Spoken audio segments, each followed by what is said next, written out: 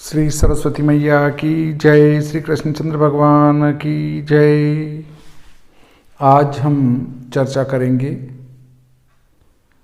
श्री भादव माता पंचांग का उपयोग नेपाल में कैसे करें। चूँकि संवत 2078 का नया पंचांग आ चुका है और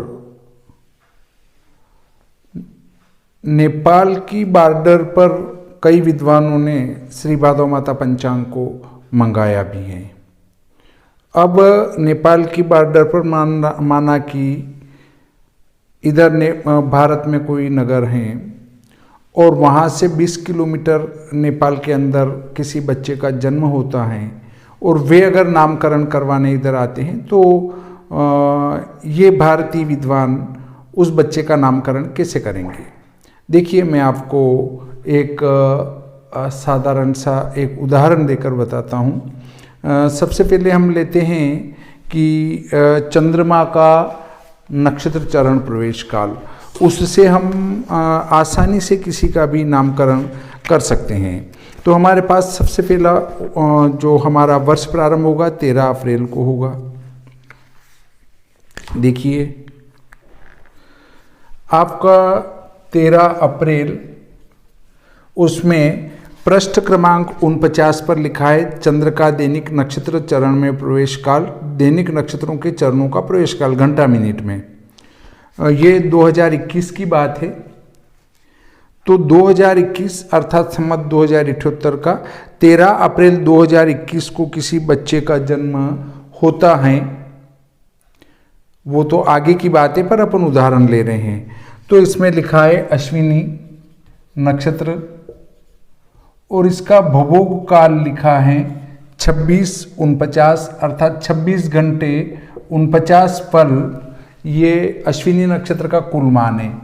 पहले चरण में डैश है, दूसरे में डैश है, तीसरे में डैश है और चौथे में लिखा है 7:38 अर्थात अश्विनी नक्षत्र का पहला, दूसरा, तीसरा चरण तो पहले बीत चुका है 13 तारीख के पहले, परंतु 13 तारीख को प्रातःकाल 7:38 से अश्विनी का चौथा चरण प्रवेश होगा। अब देखिए, 13 अप्रैल को ही फिर लिखा है 13 अप्रैल को ही, ये भी अप्रैल है। यहां पर भरणी लिखा है। भवोग इसका यहां नहीं लिखते हुए नीचे वाले कॉलम में है। यहां डैश है। पहले चरण में लिखा है 14/11, दूसरे चरण में लिखा है 21/4, तीसरे चरण में लिखा है 27/50, चौथे चरण में डैश दिया है। अर्थात 13 अप्रैल को अश्विनी नक्षत्र का पहला चरण चलेगा 7:38 से और भरणी का पहला चरण चलेगा 14/11 से। यहां से लगाकर यहां तक 7:38 से 14/11 तक भरणी नक्षत्र का, अश्विनी नक्षत्र का चौथा चरण रहेगा और दिन में 2:11 से रात को 9:04 तक भरणी नक्षत्र का पहला चरण रहेगा। ये नक्षत्र का चरण प्रवेश काल है। अर्थात पहला चरण भरणी का यहाँ से प्रारंभ होगा, यहाँ से दूसरा प्रारंभ होगा, यहाँ से तीसरा प्रारंभ होगा और अगली तारीख 14 तारीख को ये चौथे चरण का मान यहाँ आ जाएगा। कोई दिक्कत नहीं है। ये तो आपके सीधा समझ में आ चुका होगा। यदि मान लो 13 अप्रैल 2021 को किसी बच्चे का जन्मदिन में 3 बजे होता है तो आपको कुछ नहीं देखना है। दिन का 3 बजे मतलब रेलवे टाइम में लेंगे तो 15 बजे। 15 बजे का अर्थ है इन दोनों के बीच में, अर्थात यहाँ से यहाँ के बीच में भरणी नक्षत्र का पहला चरण रहेगा। तो पहले चरण का नामकरण करना है। आपको क्या करना है? ली, लू, ले, लो। तो मुख्य अक्षर आएगा ली, लीलाधर, और यदि लड़की है तो लीलावती। परंतु हमारा यहाँ ये प्रश्न नहीं था कि हम इस नक्षत्र चरण प्रवेश काल को यहाँ के लिए देखें, चूंकि हमारे भारत में तो ऐसा का ऐसा उठा के इसको लेना है।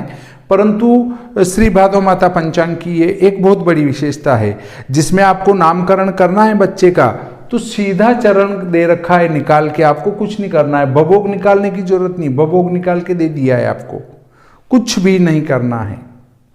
तो देखिए, अब हम बात कर रहे हैं नेपाल की। तो नेपाल में कुछ नहीं, इनमें 15-15 मिनट जोड़ देना है आपको। सब में 15-15 मिनट जोड़ेंगे तो वो नेपाल का टाइम हो जाएगा। श्री भादो माता पंचांग के इन चरण प्रवेश कालों में 15 मिनट जोड़ेंगे, तिथि नक्षत्र योग करण में 15-15 मिनट जोड़ेंगे, तो ये पंचांग सीधा वहां का बन जाएगा। अब बात करते हैं हम 15 मिनट इसमें जोड़े तो देखिए 8 और 5 13, 3 और 2 5, 7 53। यहाँ 15 मिनट जोड़े तो 5 और 1 6, 1 और 1 2, 14 26। यहाँ 15 मिनट जोड़े 15 और 4 19, 21 19। यहाँ 15 मिनट जोड़े तो 5 और 1 6, 27 और 1 28। तो वहां पर ये बन गया हमारा नेपाल का टाइम। अर्थात भारत में यदि 7:40 पर किसी बच्चे का 7:40 पर किसी बच्चे का जन्म हुआ तो वो अश्विनी के चौथे चरण में होगा। परंतु 7:40 पर अगर नेपाल के टाइम से जन्म होता है, नेपाल में जन्म होता है, तो वहां पर 7:53 से अश्विनी का चौथा चरण आएगा, 7:40 पर तीसरा चरण रहेगा। आ गई होगी बात समझ में। इसी प्रकार दिन में 2:11 से भरनी का पहला चरण चलेगा। यदि दिन में 2:15 पर किसी बच्चे का जन्म भारत में हुआ तो वो भरनी का पहला चरण होगा। परंतु 2:15 पर यदि किसी बच्चे का नेपाल में जन्म हुआ तो वो भरनी में नहीं बल्कि अश्विनी का होगा। यहां तो भरनी का पहला चरण आएगा दिन में 2:26 से, और 2:15 पर अश्विनी का चौथा चरण ही रहेगा। अर्थात अश्विनी का चौथा चरण नेपाल में 7:53 से चलेगा, जो 2:26 तक रहेगा, 14:26 तक रहेगा। तो इस प्रकार केवल 15 मिनट इसके समाप्ति काल या प्रारंभ काल में हम जोड़ेंगे तो ये सीधा सट नेपाल का टाइम बन जाएगा। ये श्री भादो माता पंचांग में एक अच्छी विशेषता है। अब देखते हैं तिथि नक्षत्र योगकरण को किस प्रकार से नेपाल का बना सकते हैं। देखिए, मैं आपको अभी वैशाख महीने का एक उदाहरण लेके बताता हूं। हमें इनके केवल समाप्ति काल लेना है। देखिए, संवत 2078 शक 1943 वैशाख शुक्ल पक्ष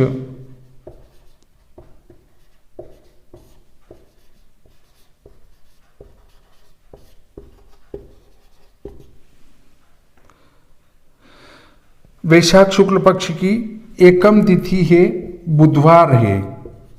इसके घटिपल को हम नहीं लेंगे, सिर्फ इसके घंटा मिनट को लेंगे। तो इसका समाप्ति काल है 27 घंटा 2 मिनट है। कृत्तिका नक्षत्र है, कृत्तिका नक्षत्र का समाप्ति काल है वो है 26 घटी 36 पल है। इसी प्रकार शोभन योग और करण है हमारी किंस्तुग्न।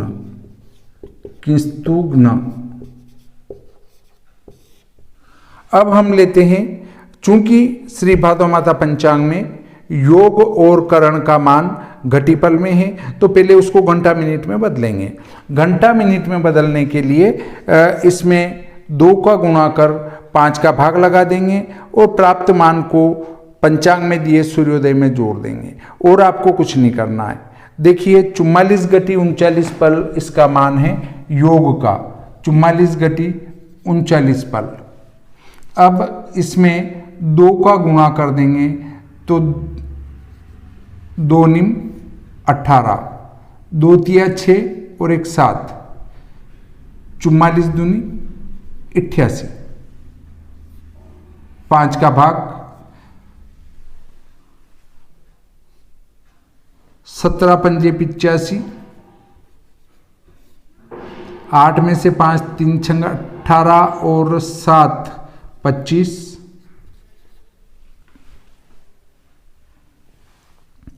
25 और 5 दूनी 10 मोटे रूप में, क्योंकि आधे से ज़्यादा शेष बचते हैं तो यहाँ 2 कर लेंगे। तो 17 घंटे 52 मिनट आते हैं और इसमें श्री भादो माता पंचांग में जो सूर्योदय दिया है उसको जोड़ देंगे। सूर्योदय है 5:53 तो लीजिए ये 5:53 इसमें जोड़े, 5:53, 3 2 5, 5 5 10 में से 6 गए 4, 17 5 22 और 1 23, अर्थात 23:45 पर आपका शोभन योग समाप्त होगा भारत में। ऐसे ही किंस्तुग्न करण को यदि हम लेते हैं तो इसका मान हमारे इसमें दिया है 19/41 पल।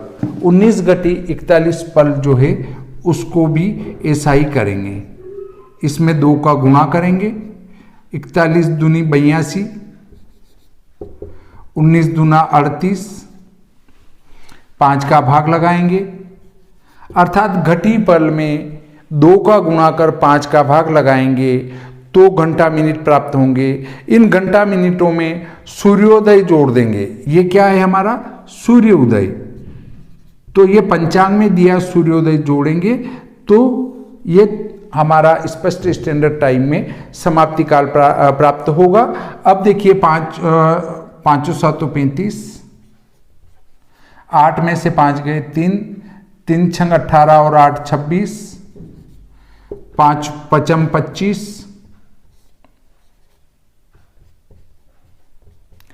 6 18 और 8 26 और 5 25 और 5 दूनी 10, बाकी छोड़ दिया। इसमें सूर्योदय जोड़ेंगे 5:53 पंचांग में दिया है श्री भादो माता पंचांग में। 3 2 5 5 10 में से 6 गए तो 4 बज गए, 7 5 12 और 1 13 हो गए, 13 घंटा 45 मिनट। यहां तक आपको कोई दिक्कत नहीं होगी। अब कुछ नहीं करना है, आपको इनके सभी के समाप्ति काल में 15-15 मिनट प्लस करना है।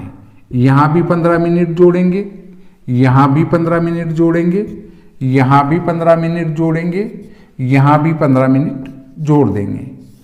5 5 10, 4 1 5 6 14, 5 5 10, 4 और 2 6, 23 और 1 24, 6 5 11, 3 2 5, 15 और 2 17। अब आप देखिए कि भारत में एकम बुधवार का समाप्ति काल है 27:02, रात को 3:02। 24 से ज़्यादा हो तो उसको अगली तारीख को गिनना चाहिए और वो 24 घटाकर, तो एकम बुधवार के रात को 27:02 मतलब द्वितीया को प्रातः काल 3:02 है और वहाँ के हो जाएंगे 3:17। ऐसे ही ये 26-36 पर कृतिका नक्षत्र समाप्त होगा और वहाँ 26-51 पर समाप्त होगा। शोभन योग रात को 23:45 मतलब 11:45 पर भारत में समाप्त होगा और नेपाल में रात को 12 बजे समाप्त होगा। किंस्तुग्न करण भारत में दिन में 1:45 पर समाप्त होगी और नेपाल में 2 बजे किंस्तुग्न करण समाप्त होगी। तो इस प्रकार से आप देख सकते हैं कि श्री भादो माता पंचांग का उपयोग नेपाल में किस प्रकार से कर सकते हैं। श्री भादो माता पंचांग को केवल थोड़ा सा इतना सा परिवर्तन के साथ ही नेपाल में प्रयुक्त किया जा सकता है। अब मैं इससे अगले वीडियो में आपको दिखाऊंगा कि इसका घटिपल कैसे बनाएं, नेपाल का सूर्योदय सूर्यास्त कैसे निकालें, वो सब इससे अगले वीडियो में मैं कोशिश करूंगा कि आपको अच्छे ढंग से समझा सकूं। मेरे को लगता है कि ये भी आपको गणित बड़ी आसानी से समझ में आ चुकी होगी, कोई इतनी क्लिष्ट नहीं है और कठिन नहीं है। तो मुझे लगता है कि श्री भादो माता पंचांग का उपयोग आप नेपाल के लिए आसानी से कर सकेंगे और लाभान्वित हो सकेंगे। आप कोशिश करें इस प्रकार से कि श्री भादौ माता पंचांग को किस प्रकार से वहाँ का बनाया जा सके। यदि आपको भी लगे कि मुझे भी श्री भादौ माता पंचांग देखना चाहिए तो आप भी मंगवा सकते हैं, वो आपके लिए भी लाभदायक रहेगा। इसमें कालसर्प योग पर भी एक लेख लिखा गया है, एक पृष्ठ का पूरा विस्तृत लेख है जिसमें कालसर्प होता है या नहीं होता है, कालसर्प योग का परिहार हो जाता है अपने आप या नहीं होता है, कालसर्प योग की शांति कराना चाहिए तो कैसे कराना चाहिए, इस पर विस्तार से लिखा है। और दूसरी बात ये आती है कि इसमें आपको नामकरण करने में बड़ी सुविधा है। प्रतिदिन के नक्षत्रों के चारों चरण निकाल कर दे दिए गए हैं, आपको निकालने की कतई आवश्यकता नहीं है। सीधा आपके पास यजमान आया और भारत में तो कुछ भी नहीं जोड़ना घटाना है, सीधा यहाँ जो लिखा है उस टाइम के बीच में आप देखें कि किस समय बच्चे का जन्म हुआ है और सीधा नामकरण कर दें, न कोई जोड़ न कोई घटावा। और आपको तो यहाँ तारीख देखना है, खड़ी सूची में यहाँ दिया है तारीख पकड़ी अपनी 13 अप्रैल है, 13 अप्रैल को अश्विनी नक्षत्र दिया है। अश्विनी नक्षत्र का पूरा मान कितना है, 26 घंटे 49 मिनट है। उसमें से चौथा चरण के सिद्ध में 7:38 लिखा है, मतलब 7:38 सुबह से ये अश्विनी नक्षत्र का चौथा चरण चलेगा। वो भरनी का पहला चरण लगा और समाप्त हो जाएगा। तो इस बीच में अगर किसी बच्चे का जन्म होता है तो उसका नाम अश्विनी के चौथे चरण में निकालना है, आपको कोई गणित नहीं करना है। बिना पंचांग देखने वाला, जिसने कभी पंचांग नहीं देखा हो, वो यदि चंद्र नक्षत्र चरण प्रवेश सारणी को देख ले तो एक ही बार में किसी भी बच्चे का नामकरण कर सकता है। ये देखा और उसके बाद सीधा अवखड़ा चक्र निकालना है, कुछ भी नहीं करना है। ये देखने के बाद देखिए मैं आपको अवखड़ा चक्र बताता हूँ, आप भी नामकरण कर सकेंगे। यदि 7:38 के बाद किसी बच्चे का जन्म हुआ और दिन में 2:26 के बीच में जन्म हुआ 13 अप्रैल 2021 को, तो उस बच्चे का अश्विनी नक्षत्र का चौथा चरण रहेगा। और अश्विनी नक्षत्र का चौथा चरण में क्या करना है, श्री भादौ माता पंचांग का ये पृष्ठ क्रमांक 69 निकालना है। उसमें देखिए ये आपका अश्विनी नक्षत्र है। अश्विनी नक्षत्र में आद्या नाड़ी अश्विनी देवगण स्वर्ण का पाया, आद्य युंजा पहले चरण का चूपे नाम, दूसरे का चेपे, तीसरे का चोपे और चौथे का लाफे नाम आता है। फिर इसकी जो राशि है वो मेष है, स्वामी मंगल, वर नक्षत्री, वश्य चतुष्पद और हंसक या तत्व जिसको कहते हैं अग्नि। अब इसमें कोई गणित नहीं है, बहुत सीधे तरीके से आप भी नामकरण कर सकते हैं, इसलिए अपने पास एक श्री भादौ माता पंचांग अवश्य ही रखना चाहिए। आप ऐप से देखते हैं वो नक्षत्र वगैरह सब, परंतु ज्योतिष के कार्य करने वाले के पास एक घर में पंचांग शास्त्र के रूप में अवश्य ही होना चाहिए। यदि आप यहाँ से क्रय करते हैं तो आपको 70 रुपये में पड़ता है ये, और 30 रुपये डाक खर्च हैं। वैसे तो 36 रुपये डाक खर्च लगते हैं, पर हम उस राउंड फिगर में 30 रुपये लेते हैं और पार्सल करते हैं ताकि सामने वाले को व्यवस्थित रजिस्टर्ड रूप में प्राप्त हो जावे। तो आप चाहें तो मंगवा सकते हैं। यदि आप इंदौर उज्जैन कभी आना हो तो उज्जैन में पंचांग आपको 70 रुपये में ही मिल जाएगा, 30 रुपये और आपके बच जाएंगे। नीमच आना हो नीमच में मिल जाएगा, कोटा मिल जाएगा। तो ऐसे विभिन्न स्थानों पर यदि आपका कभी आने का हो तो वहाँ ये आसानी से उपलब्ध हो जाता है। दूरस्थ स्थानों पर भी यदि कोई दुकानदार मंगवाएंगे तो उनको भी पंचांग भेज दिया जाएगा, परंतु 10 पंचांग से कम नहीं। और आप भी चाहें तो 10 पंचांग मंगाते हैं तो उसमें आपका डाक खर्च सीधा माफ कर दिया जाएगा। तो इस प्रकार आज का ये प्रकरण संपूर्ण होता है। श्री सरस्वती मैया की जय, श्री कृष्णचंद्र भगवान की जय।